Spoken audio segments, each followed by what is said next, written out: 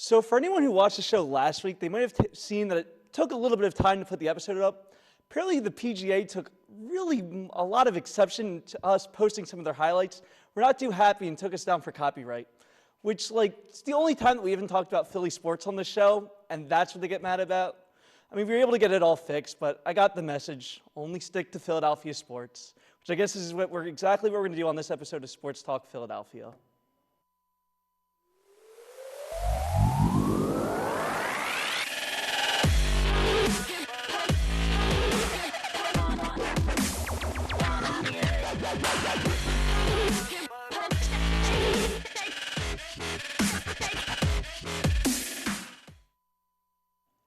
Welcome back to Sports Talk Philadelphia. As always, I'm your host, Aidan, and I'm joined by a full panel this week. Starting on my left, right next to me is Libby. Libby, how are you doing? I am good. Good. And then I have Shane Nolan. Shane, how are you? Very happy. Baseball starts this month. Baseball does start this month. And Mike, we're happy to have you back. Oh, yep. Doing great. Doing great.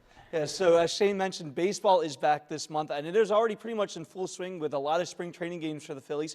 So far, the start has looked pretty good for them. I get it is a spring training, but still, any type of success is positive for the Phillies. Currently have a record of 4-2-1. Each win that they've had, they scored 7 or more runs, which is just awesome to see the offense doing so well already. And we already had 2 of our aces start in Nola and Zach Wheeler. They combined for 4 innings with no runs and 3 strikeouts. So all good stuff. Libby, I'm going to start with you. Again, it is just spring training, but it's hard not to get excited about the Phillies team. Yeah, absolutely. I mean, they say that spring training doesn't necessarily define a season, but you've got guys who are coming off a World Series loss that can either break down a team or build them up to get better. So the fact that they're winning games in spring training is a really good sign for this team, and I'm excited to see what they do when they get to the field in Philadelphia. Yeah, and Mike, I talked about the pitching staff already. Again, very early on, they're not going to be a lot of innings so far, but we even saw Andrew Painter pitch yesterday, only allowed 1 run in 2 innings. It's good to see the pitchers already looking almost in regular season form this early in spring training. Yeah, especially for guys like Nola and Wheeler. They played all the way up until October, so their arms, it took a little bit. It's a long off season to get their arms back, but it's good to see that they're able to, get those innings and look as good as they did. And Painter, for his debut, struggled a little bit, but he's 19 years old. He's going to be good, but, I'm excited for the pitching staff this year, adding Taijuan Walker. I think they're going to be, at the top of the National League and in the whole MLB. Yeah, and I mean, the pitching staff look good, and some of these young hitters as well that the Phillies have are standing out. Weston Wilson is a guy that not many people heard of going into spring training. He's a 28-year-old who's never played even close to professional baseball in the major league level, but he's currently batting .500. He has 2 home runs, including an inside the park home run and 5 RBIs. Eduardo Sosa is having a great spring training so far as well, 750 batting average, 1 home run, 3 RBIs. And Carlos De La Cruz has a 400 batting average with 1 home run and an RBI as well with that home run. Shane, these guys might not get a lot of experience early on, but it's good to know that the Phillies have these backups going into the regular season. Yeah, it is, and it's very important for a team that just came off a World Series appearance to have these type of players essentially come off your bench when your stars go down. Like for instance, Bryce Harper, he's going to miss a lot. So some of these guys right here that you just named, they'll obviously probably DH at some time, but it's also a really important thing to have a strong bench, and that's what essentially they have done so far with some of these guys that they have. The other thing that we've seen a lot as well, and it's something that happens a lot in spring training, but it's still nice to see. A lot of the bullpen pitchers have gotten innings. Some younger guys that you won't see, some of the veterans.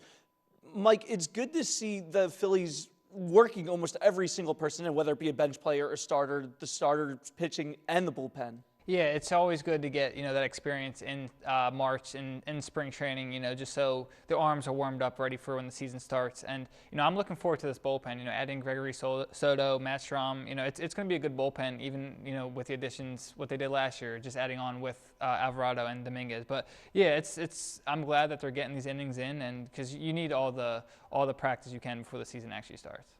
Yeah, and it's interesting with the Phillies, just the fact that you have so much depth, and that's something that the Phillies really struggled with.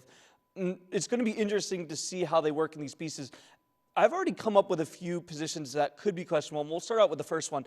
With the fact that Bryce Harper will not be playing and there's a big question at DH, I wouldn't be surprised to see Rhys Hoskins go to DH, which means first base could be open. You could go with either Hall or De La Cruz. Libby, I'm interested in your opinion on this. Who would you rather see at first base if the Phillies decide to go with Hoskins at the DH?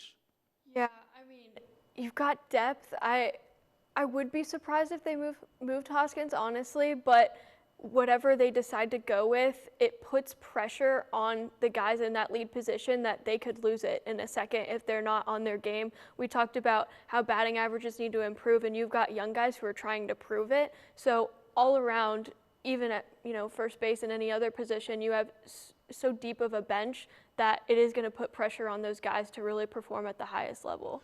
Yeah, and Mike, one of the people that is doing that is Derek Hall. He had a monster home run in yesterday's game. He is making a case to either be in the rotation for first base or be a key asset at the trade deadline, which is something that is good to know going into the regular season. Yeah, I think the big question is, will be if this is Hoskins' last year or not. And I think a big thing is that if it is, then Hall will slide in there and take his place. And I think this year you will see him a lot in DH just until Harper comes back, because I think Castellanos will be in right field, and then you'll have him in DH. But I think he could, if Hoskins goes in one of his slumps, I think you could see Hall getting a lot of the playing time. Yeah, and another position battle that has been talked about is center field. It's been a key issue for the Phillies pretty much since 2015, and it really never got figured out. They finally brought in Brandon Marsh last year, who was very solid with them in a short time. But there's talks of moving Sosa to center field. Mike, I'm interested in your opinion on this. Would you like to see Sosa go from being pretty much a utility infielder to then going to center field? I mean, maybe as a platoon guy, but not something that I could see going through the whole year. I do like Marsh. I think he can turn into an everyday center fielder, but I think looking at someone else to bring in, or just someone that's in spring training right now that has impressed, I think could fill that center field role too with Marsh. But I do like Marsh. I think he can be everyday center fielder at some point. Yeah, and the key guy for the Phillies through the postseason run, who wasn't talked about a lot, was sort of an unsung hero, was Mundo Sosa. The fact that he's playing this well so early is awesome to see. Libby, where do you sort of expect him to fit in with the fact that the infield is so deep, the outfield is so deep? It's going to be hard for him to get any playing time. Yeah, it is. It's looking at how stacked this team is, I don't know where you put all these players. There's so much talent. So again, it's just going to be about who shows up when they get to Philly, because everybody's playing great in spring training right now, and that's fantastic. But when you get to the regular season games, who's showing up? I like Sosa every once in a while in that center field position. Put him in there and see what he can do. Compared to Marsh struggled hitting a little bit last year, so if there's more power on the bat with Sosa, maybe go there and try it out. But it's going to be a really interesting end of spring training and into the beginning of the season. Yeah, and the last position to me that's a little bit of a toss-up is second base. I think Bryce Assad does have the starting position for right now, but he still is a young player. He will struggle at certain points. They brought in Josh Harrison during the offseason. Mike, I'm going to go to you. If Stott struggles, would you be shocked to see Harrison go in and become maybe an everyday second baseman? Nah, not every day. I mean, if Stott struggles, maybe bench him a day or two. But he's already proven he's one of the main pieces of this team. His defense is there. It's just that offense that we're kind of waiting for a little more. And he showed that a little bit last year. So I think this is his year to kind of step it up a little bit. But I don't see him losing his job to Harrison. Maybe for a couple games or two, but not for the long run. Yeah, and as I said, spring training is in full swing. The Phillies have a slate of games coming up this weekend. You've got the Pirates coming up again. You've got the Blue Jays and the Tigers. And then on Monday and Tuesday, you have the Orioles and Blue Jays. And that's pretty much the last slate of games before the World Baseball Classic starts. So, Shane, what do you hope that the Phillies get out of these guys before the World Baseball Classic starts and they start to lose some of their key players? Just to keep doing what they're doing right now. I mean, to fulfill that bench piece, those bench type players, because you've lost Nick Maton and Matt Vierling in the offseason, and they were very good pieces off the bench for you. And also because Hoskins is in a contract year, but they have not been in contract talks with him, so he could be gone by the end of the season, or he could be traded at the trade deadline. So for Hoskins to have a good rest of the spring training, and just see the pitching staff, especially Andrew Painter. Yeah, we haven't really seen too many players yet. Obviously, it's still very early on. I'm expecting to see more. I'm excited to see what De La Cruz can do. The dude hit a home run in his first game. He just was an awesome play at first base. So it's going to be good to see the Phillies try to play this out. We're now going to go to the Sixers, who have been a bit up and down recently. They had 2 wins and 2 losses in the past week. The win against Memphis was awesome. It was a comeback win, a game the Sixers usually lose, and they were able to pull it out. And then they had their classic game of losing to the Celtics after having a huge lead. They came back, Embiid had a close last-second shot, nearly full court. He made it, but the buzzer had already run. They then lost to the Heat in a close game before then destroying the Heat. Libby, what do you make of this stretch of games for the Sixers? Oh, I have a headache already. It's concerning. You know, I said it before, they have to find a way to beat the Celtics, and they got really close. But in that game, Embiid scored 41 points, and nobody off the bench did anything. I mean, you have McDaniels and Niang getting nearly 15 minutes apiece and scoring 0 points. You just can't have that. So they have to figure out, and these are close games, how do you close out these games going into the end of the season? And that's just what I worry about with them. It's been this way for a lot of years in a row, and it's just kind of shaping up to be the same sort of season. I just want them to figure out how to close out games. I don't know. Yeah, Mike, we just saw the highlights of the Memphis game. The 2 guys that stuck out the most at the end in clutch time was Embiid with all of his blocks, his points, and Harden with the assists. It will work, but you can't get far in the playoffs only leaning on your top 2 players. And it's the same thing we talk about every year. And I look at that Celtics game too. Tatum didn't even play great at all, and they lost, which is not, just not a good sign. But that Grizzlies game, it was great. They were playing great. That home stand was great up until the Celtics, and then you lose that Heat game. I know they were close games, but those are games you just have to win. If you want to do anything in the playoffs, and we're going to keep talking about how just them getting over that hump is that's going to be the main thing facing them. Yeah, I mean, the one team that we're going to talk about more coming up in a bit, but the Celtics are going to be a team that they will probably have to play in the playoffs. The fact that they lost to them already is a huge problem. And Libby mentioned the bench, and when you look at their numbers in these couple of losses, it's just abysmal. They scored 12 total points against the Celtics, and 8 of them came from Tyrese Maxey, which you can't have at all. Maxey also played well in the next game. He scored 23 against the Heat, and the rest of the bench scored 13. Mike, it is so frustrating because it seemed like the bench problem was finally figured out this year, and now we're reverting back to the same thing that we've talked about for what it feels like eternity at this point. Yeah, and it's going to become, it's just like we've seen in recent years, it's going to become a problem in the playoffs when you just don't have that depth, and it's been a problem forever, but the backup center, we don't have that guy right now. Harrell's hurt, and even when he was there, it still was kind of, problems. And it's just something that the Sixers have been searching for the past few years, is just someone who can back up Embiid, and they just had not been able to find that, and the bench just has not been playing great at all. Yeah. Mike, you mentioned the fact that the Sixers don't have really a backup center. They could have brought in Derman at the trade deadline. You had Dwight Howard, who's still playing in Taiwan, I believe. You could have easily been brought back in. Libby, the fact that the Sixers didn't do anything at the center position at the trade deadline, it feels like that's going to come back to bite them in the playoffs. Oh, absolutely. And it's frustrating because, yeah, Embiid is your top guy and you can rely on him, but it's got to be frustrating for him because he's going out and playing so many minutes a night. He's worn down. Injuries have always been an issue for him, and you're just losing momentum with him. And, he's still playing great right now, but if he gets hurt, your season's pretty much over. He's scoring 40 points a game, and you don't have anybody else. You have Harden to kind of back that up. But if you have nothing on the bench, it's just kind of a lost cause. Yeah, and even if you move Maxey back to the starting position, then you don't have any scoring off the bench.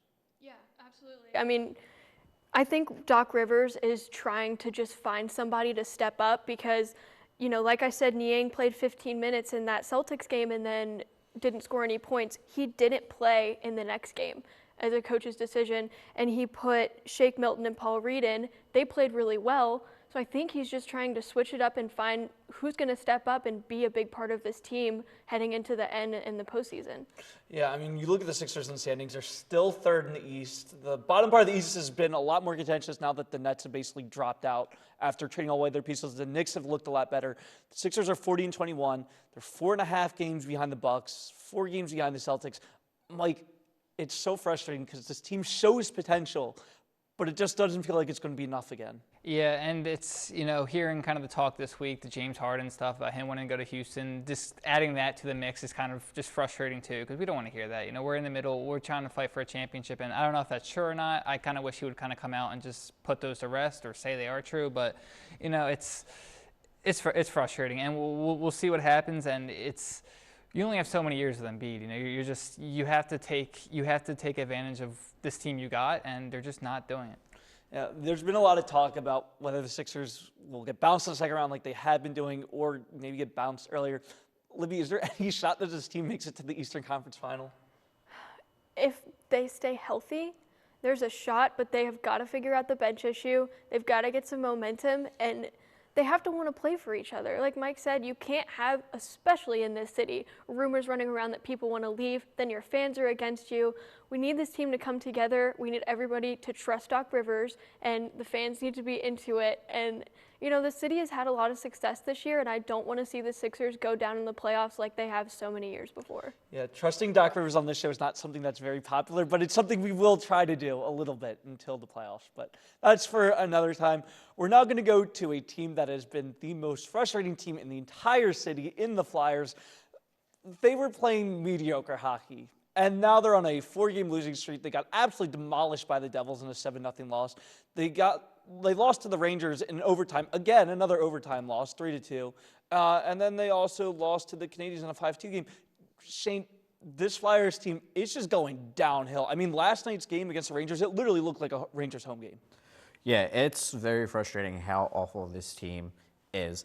Like you said, last night it looked like a Rangers home game.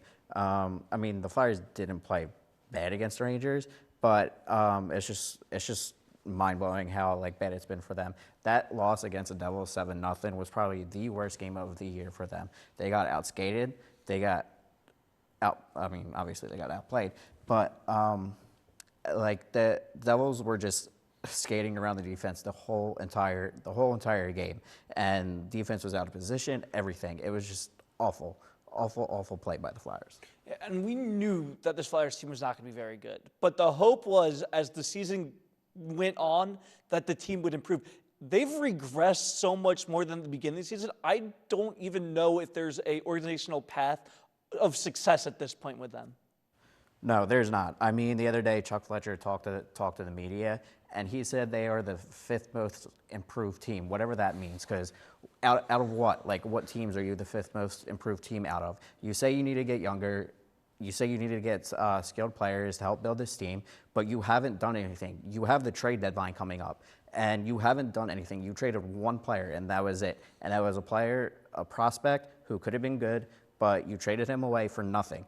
You have not done anything for the trade deadline to get any picks for this year's draft in the first round or second round, anything like that. It's just he needs to be fired and he needs to go. Yeah, and Shane, you mentioned the Devils loss. When you look at the stats for them, it is just abysmal. Earson had 29 saves, which would have been okay if he didn't allow 7 goals, and they didn't even take him out at that point. So he had an 806 save percentage, which is not good. The Flyers had 23 attempted shots, only 12 in the last 2 periods.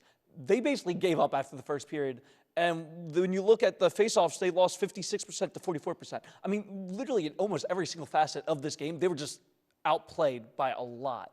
Yeah, it reminded me of the Seattle Kraken game they played, where they only had 1 shot in the first period to Seattle's 12 shots, and then only had 6 shots in the second period of that game. I don't blame Samuel Ersson for the way he played. Like I said, the defense got outskated around that entire game. They were outpositioned, everything. The one play by Jack Hughes to skate in fast, do a spinorama for a pass, it went off a Flyer skate and in the net, but if that pass would have got through, it would have been a goal no matter what. It was just an awful game to watch. Yeah, and when you look at the standings, the Flyers are still pretty much where they've been the last month and a half. It feels like they're still the 7th spot because, again, Columbus is tanked so much more than the Flyers, which, again, did not even think that was possible. But here we are. The Flyers still have the 8th spot in the draft, so they're not getting any worse. They're just staying the same. And they're now have lost 4 straight games, so they're now a lot of games under 500 and still can't win in overtime. I was hoping for something positive of this season. I'm just not getting anything. The only positive thing you can probably get out of this season is Travis Konechny, but obviously he got hurt, so he's not playing. Who knows if he's going to be back for the rest of the season? And probably the goaltending, because without the goaltending, without Travis Konechny, and without them winning a couple games in January, this team would probably be the worst team in the league right now. So back to what Chuck Fletcher said of being the fifth most improved team, without January, that means nothing. Yeah, I want to go back to Chuck Fletcher because he's been a very controversial figure within the Flyers organization, especially the fan base. He's not well liked by the fans. He tries to say the right things, I'll give him that. But at the end of the day, when the team's playing this badly, messages like that will fall flat. And Shane, I'm interested in your opinion. How much longer do you think the Flyers can keep him around before the fan base just fully revolts against them? I mean, just with the way they're being run by Comcast, Dave Scott, I don't think he's going anywhere. I think his job's safe. He did this to Minnesota when he was a GM of the Minnesota Wild. He put them as, I mean, they were kind of competitive when he was GM of the Minnesota Wild. They did make the playoffs, but they didn't have any prospects to bring up to make them better. And that's exactly what he is doing with this team right now. The awful contract he made for the trade with Ryan Ellis, the 7-year deal he signed for Kevin Hayes in 2019, the James Van Riemsdyk contract that's been going on right now. He said that they're trying to trade him, but that they're getting calls for him, but nothing has happened yet with that. So I think Chuck Fletcher's job is safe, but they need to let him go. Which it's crazy that the Flyers can be at this state and Chuck Fletcher's job is still okay. Yeah, it is. I mean, the owners of this team do not care. They don't care about the team. They don't care about the fans. They probably know nothing about the sport. It's just run by Comcast the entire way. The CEO, Dave Scott, everything. It's awful. It's just awful how they are run.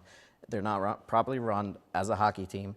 And I mean, like, Chuck Fletcher is just, I don't even know what to say anymore. Yeah, that's where we're at with the Flyers. There's really nothing more to say, and unfortunately, we're going to just have to keep talking about them until their season ends in some abysmal way. But now we're going to get to a little bit more positive stuff in the Fast Five. Shane, I'm going to go back to you for a much more happier note, talking baseball with Shane Nolan. Yeah.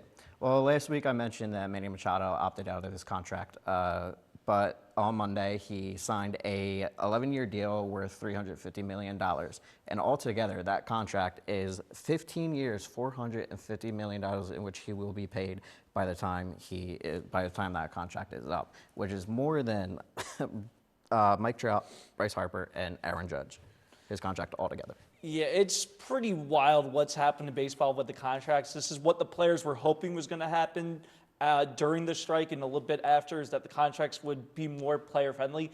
The fact that it's this much more player-friendly is pretty shocking, but this is what guys like Machado and Harper were hoping for the first time they signed, so it's good to see that Machado is getting that contract. Harper as well, his contract is still huge, but we're now going to go to talking football with Mike Holden. Yep, so the draft is around the corner. Combine is going on now. The Eagles, they're sitting at 10 and 30. A couple of players that are in position for them to pick. I think a lot of people are talking about Bijan Robinson, but I think getting him at 30 is much more ideal. I don't think you waste a top 10 pick on him. If he slides, that'll be perfect because I think Miles Sanders is walking, so I think picking him up, or one of the top cornerbacks as well. I like Witherspoon. You know, there's a lot of defense in this draft. I think it's top heavy too, so I think you have to hit on that number 10 pick, and it's going to be interesting to see what happens in the beginning with the quarterbacks and where the quarterbacks kind of fall. Yeah, it is nice because before the season, we kind of thought that pick by the Saints would go to a quarterback. That's clearly no longer the case. So it's really just trying to find better defensive players, which I think the Eagles do. I mean, Howie's also known for trading picks. I wouldn't be shocked if either the 10 or 30, I would guess most likely the 30 gets traded back so the Eagles have a pick later in the draft because they don't really have a lot of picks. But it'll be interesting what the Eagles do. So I mentioned the opener that the PGA were not too pleased that we put in some highlights. I mostly did that because we have someone that knows golf in Libby. I'm still going to give Libby a golf question for this one. So it's just a Fast Five question, though, so it's fine. So we have the Arnold Palmer tournament coming up. There's going to be a lot of very high-profile players playing in this one. Libby, who do you expect to be the most likely person to win this tournament? Yeah, this is, sorry, last week, all the PGA stuff, that's my But this week, this Arnold Palmer is a fun tournament. Of course, you've got Scotty Scheffler and Jon Rahm, who have won events this season already and are just coming out firing on all cylinders. And Jon Rahm said this week that when he's playing this well, nobody can beat him. I love that confidence, and we'll see. He's playing well already today.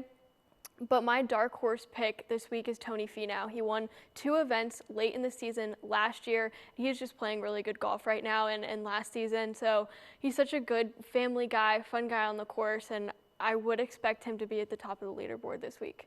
Yeah, and like I've been mentioning, the World Baseball Classic is coming up. There's going to be a lot of very good competition in this tournament. Shane, I'm going to go with you. Is your most likely pick to win this tournament? I'm going to be a little biased here and say USA, just because I love their lineup. Their lineup is stacked, and their pitching staff as well. You got Mike Trout. I think Aaron Judge is in it. I can't remember actually. But yeah, it was either between them or the Dominican Republic, but I'm going with USA for this one. It will be very interesting to see how it shakes up. Japan always has a very good team. Dominican Republic's going to have a good team. Team Israel's got a couple solid players as well. So it will be very interesting to see how it shakes up. Last thing I want to talk about is it is officially March, which means that March Madness has started, including some of the lower profile conference tournaments. And I get it. Most people are going to wait to watch the NCAA tournament, especially the conference tournament, till the ACC starts playing, the Big East, Big Ten. I get it. However, these early conference tournaments, those are the ones you need to watch. You have to remember, St. Peter's won one of these lower profile tournaments and went on a run to the Elite Eight. I feel like there's a couple of teams that are playing right now. When you look at the MAC tournament, when you look at the Atlantic Sun tournament, there's teams in here that can make runs, and I think that you need to start looking out for them. Kent State has a very, very good record. If they win the MAC, I wouldn't be shocked if they make a Sweet 16 run. You've got teams like Liberty, where if they are the second seed right now, but they've been playing much better basketball. They're a very good basketball team. If they make it into the tournament, they've had upsets before, so they could also potentially have upsets. All I'm saying is watch March Madness at any point in the tournament.